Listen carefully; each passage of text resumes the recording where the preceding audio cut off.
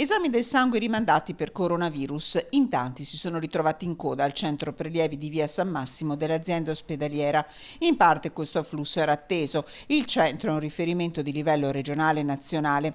In parte poca ancora la conoscenza delle nuove modalità di accesso per prenotazione attraverso un SMS a questo numero o attraverso le indicazioni sul sito dell'azienda ospedaliera. In questo modo riusciamo a mantenere il distanziamento fisico, le misure di protezione, facciamo perdere meno tempo alle persone che arrivano a una determinata ora e sanno di avere la prestazione in pochi minuti e poi se ne tornano a casa in maggior sicurezza. Accesso con triage all'esterno e misurazione della temperatura sotto le tende della protezione civile. Dal direttore Plebani un invito a usare non solo questo punto prelievi.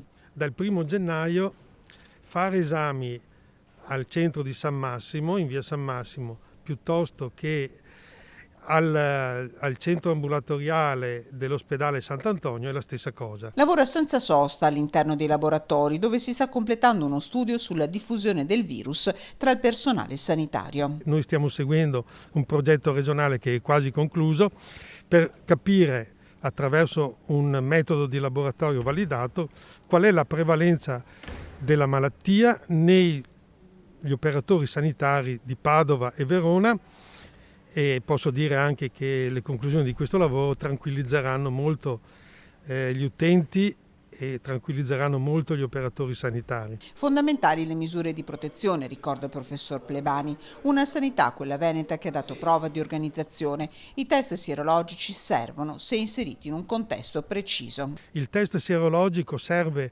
per capire la prevalenza della malattia, ci servirà per capire e per studiare quello che stiamo facendo, se questi anticorpi permangono nel tempo, ma andare a ricercarli senza una strategia che implichi poi fare il tampone, cioè il test molecolare e una serie di altre considerazioni, non serve a nulla.